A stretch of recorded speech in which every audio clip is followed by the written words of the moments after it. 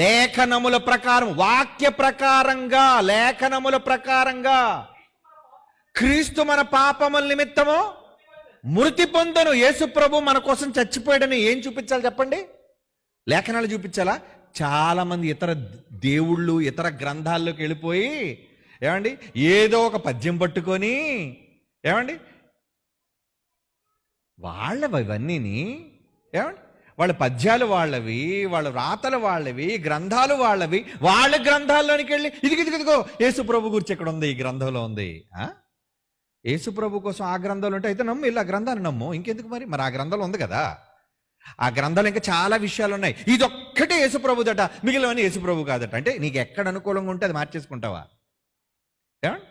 ఎక్కడో ఇతర దేవుళ్ళ గ్రంథాలలో ఉన్న ఒక్క మాట తీసుకొని తద్రక్తం బలిదానం అని ఏదో ఒక శ్లోకాన్ని చెప్పి మేం కూడా చెప్పేస్తున్నాం సువార్త, వాళ్ళందరినీ మార్చేస్తున్నాం. యేసు ప్రభువును నమ్మించడానికి ఇతర గ్రంథాలలోనికి వెళ్ళి వాళ్ళు శ్లోకాలు చెప్పవలసిన అవసరం లేదు.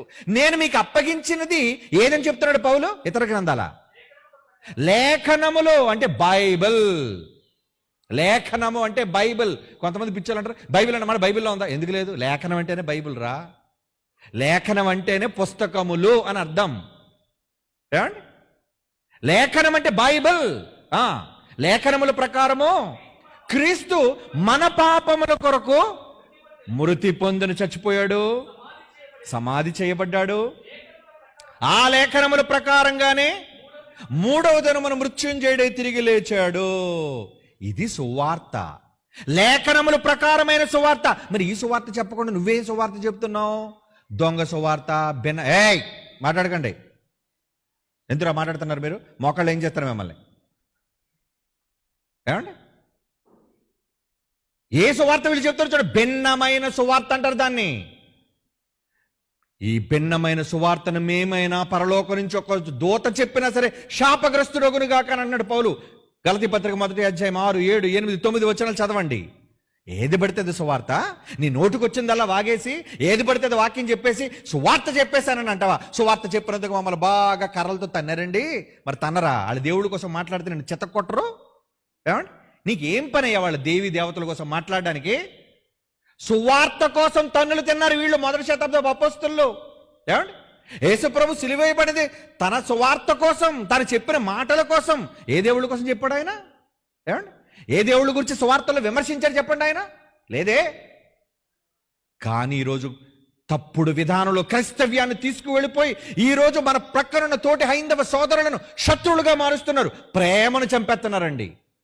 ఏ ప్రేమనైతే తండ్రి కోరుకున్నాడో తరతరముల నుంచి ప్రేమను వీళ్ళలో నింపాలని, ఏ యేసునైతే ప్రేమ రూపంగా మార్చి పంపాడో ఆ ప్రేమనే ప్రజల మధ్య హతమారుస్తున్నారు వీళ్ళు, మన క్రైస్తవ దొంగలు.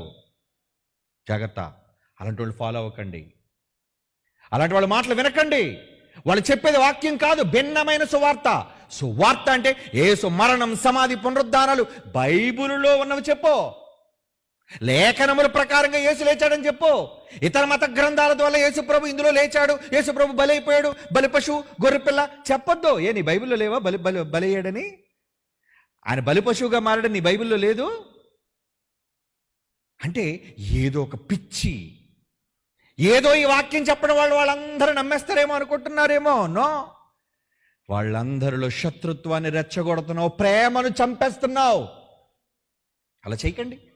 66 పుస్తకాల మహాజ్ఞానం ఉంది. నిన్ను వలె నీ పొరుగువాన్ని ప్రేమించిన బైబిల్. ఈ మాట చెప్పలేవు? నీ పొరుగువాన్ని ప్రేమించి యేసు దగ్గరకు వాడిని నడిపించలేవు? ఏమండి ఇప్పటి వరకు నేను ఒక గంట సేపు మాట్లాడానండి. ఏ దేవుని గురించి మాట్లాడాను, ఏ దేవతను గురించి మాట్లాడాను, ఏ ఇతర గ్రంథం గురించి మాట్లాడని చెప్పండి. కానీ యేసు గొప్పవాడని చెప్పాను, యేసు నిజమైన దేవుడని చెప్పాను. అవునా కాదా? ఇలా చెప్పడం చేత కాదా? చేత కాదు వీళ్ళకి. ఎందుకంటే బైబిల్లో సబ్జెక్ట్ లేదు. సబ్జెక్ట్ ఉందంటే అది బైబిల్ ఓపెన్ యూనివర్సిటీ ఇండియా ఇంటర్నేషనల్లోనే ఉంది.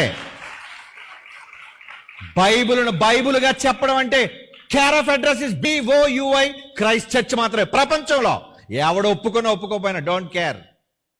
ఎంత ఖండితంగా నేను ఎందుకు చెప్తున్నానో తెలుసా? బైబిల్ పేరట అబద్ధాలను బోధిస్తున్నారు ఈ దొంగలు. నీ చేతనైతే బైబిల్లోని సబ్జెక్ట్ చెప్పు. బైబిల్లో ఉన్నది చెబితే ఒప్పుకొని తీరుతారు ఎవరైనా సరే. నమ్మరా? రేపు రండి చూపిస్తాను బైబిల్ ప్రకారంగా ఎలా బైబిల్ రైటో అన్నది. ఓకేనా? చాలా లేట్ అయింది.